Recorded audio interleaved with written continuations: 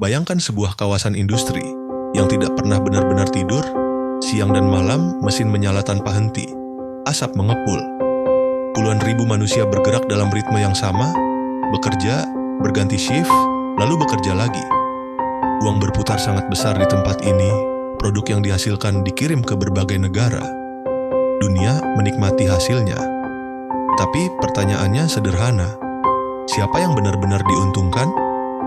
Inilah Indonesia Morowali Industrial Park, IMIP. Bagi sebagian orang, ia adalah simbol kemajuan industri Indonesia. Bagi sebagian lainnya, ia adalah tempat di mana keadilan mulai dipertanyakan. Dan jika kamu bertahan menonton sampai akhir, kamu mungkin akan melihat IMIP dengan cara yang berbeda. IMIP adalah kawasan industri terpadu berbasis nikel dan logam berat yang berlokasi di Morowali, Sulawesi Tengah. Dengan luas lebih dari 2.000 hektar, kawasan ini menampung puluhan perusahaan besar, mulai dari pengolahan nikel, stainless steel, hingga bahan baku baterai kendaraan listrik dunia. Jumlah pekerjanya diperkirakan mencapai 70 hingga 80 ribu orang, menjadikannya salah satu pusat tenaga kerja industri terbesar di Asia Tenggara. Nilai investasi yang masuk ke IMIP diperkirakan melampaui 30 miliar dolar Amerika. Dengan perputaran ekonomi yang mencapai puluhan, bahkan ratusan triliun rupiah setiap tahun. Di atas kertas, IMIP adalah mesin ekonomi raksasa, dan Indonesia menjadi pemain penting dalam rantai pasok global. Bagi banyak masyarakat lokal, kehadiran IMIP membawa harapan. Lapangan kerja tercipta dalam skala besar, UMKM tumbuh, transportasi, perumahan, dan jasa berkembang pesat. IMIP juga menjadi bagian dari strategi besar Indonesia, hilirisasi, di mana Indonesia tidak lagi hanya menjual bahan mentah, tetapi mulai mengolahnya sendiri untuk produk bernilai tinggi. Dalam konteks ini, IMIP sering dipandang sebagai simbol Indonesia yang sedang naik kelas. Namun pertumbuhan yang sangat cepat selalu memiliki harga. Isu lingkungan mulai disorot. Debu industri, limbah, dan dampak terhadap ekosistem sekitar. Jam kerja panjang, ritme produksi yang keras, dan tekanan target menjadi realitas bagi banyak pekerja. Di balik grafik pertumbuhan dan angka investasi, ada manusia yang lelah. Dan disinilah muncul satu isu penting lainnya yang perlahan mengemuka. Keselamatan kerja. Di kawasan industri dengan aktivitas berat dan teknologi berskala besar, keselamatan dan kesehatan kerja atau K3 menjadi hal yang tidak bisa ditawar.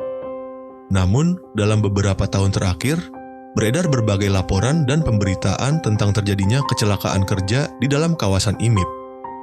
Mulai dari insiden ringan hingga kecelakaan serius yang bahkan merenggut nyawa. Pihak perusahaan menyatakan telah memiliki standar dan prosedur K3. Namun di lapangan muncul pertanyaan dari para pekerja dan publik, apakah pengawasan dan penerapannya sudah benar-benar optimal di kawasan sebesar dan sepadat ini? Isu keselamatan kerja bukan sekadar soal prosedur. Ini soal nyawa. Soal apakah setiap pekerja bisa pulang ke rumah dengan selamat setelah menyelesaikan shiftnya. Dan ketika kecelakaan terjadi berulang, wajar jika muncul kekhawatiran bahwa pengawasan K3 belum sebanding dengan kecepatan pertumbuhan industri. Di saat yang sama, muncul pula isu lain yang menyentuh sisi emosional pekerja, isu kesenjangan gaji.